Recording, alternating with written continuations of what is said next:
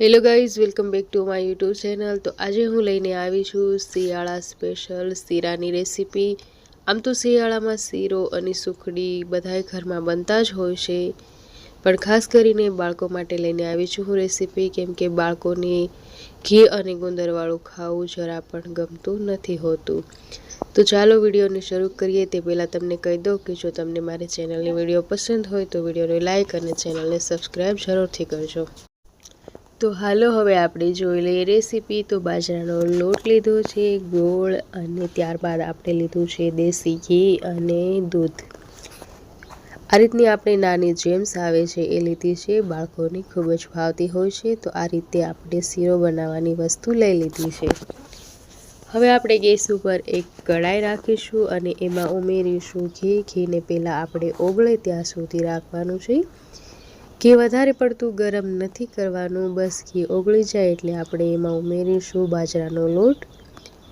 તો આ રીતે ખાલી ઘીને ઓગાળી લેવાનું છે। તો ઘી સરસ મજાનું ઓગળી ગયું છે અને હવે એમાં લોટ ઉમેરી દેવાનો છે।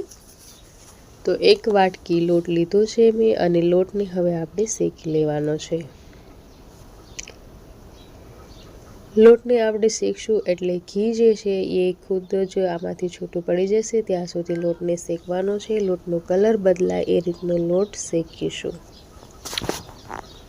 તો આ જ રીતે કન્ટિન્યુ આપણે ચલાવતા રહીશું અને શેકતા રહીશું। તો તમે જોઈ શકો છો કે લોટનો કલર થોડો ચેન્જ થઈ ગયો છે। હજી આપણે આને થોડીક વાર સુધી શેકીશું અને ગેસની આંચ જે છે એ એકદમ સ્લો રાખીશું। તો હલકો ગુલાબી કલર થાય ત્યાં સુધી લોટને આ જ રીતે સતત શેકતું રહેવાનું છે અને ચલાવતું રહેવાનું છે, જેથી કરીને લોટ જે છે એ તળિયે ના ચોંટે।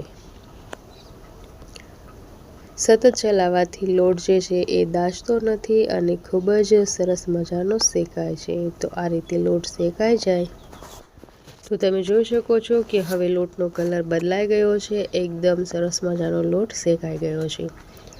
હવે જે દૂધ લીધું હતું એ દૂધ આમાં ઉમેરીશું। તો દૂધ પહેલાં આપણે થોડુંક જ ઉમેરવાનું છે, એકસાથે બધું નહીં ઉમેરીએ। થોડુંક દૂધ ઉમેરી મિક્સ કરીશું અને પાછું જે દૂધ બચ્યું હતું એ દૂધ આપણે ઉમેરી દેવાનું છે આ શીરામાં અને હવે ફરીથી પાછું એને મિક્સ કરવાનું છે। તો દૂધ જે છે એ બધું આમાં મેલ્ટ થઈ જાય એ રીતે આપણે મિક્સ કરવાનું છે।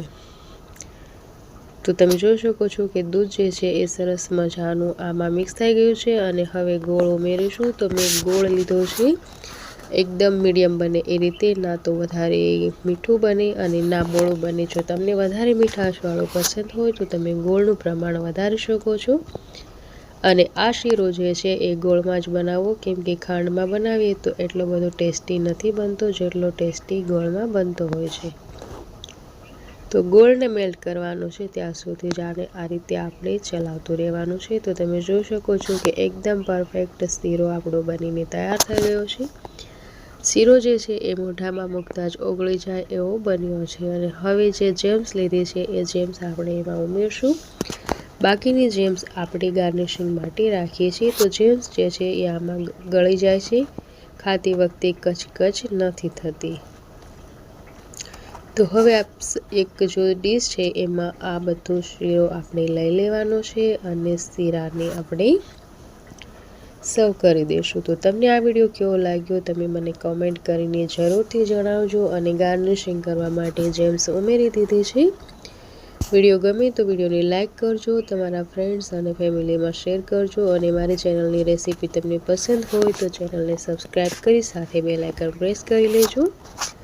ફરીથી મળીશું કોઈ નવી અને અલગ રેસીપીમાં, ત્યાં સુધી આવજો, bye bye and take care, thanks for watching.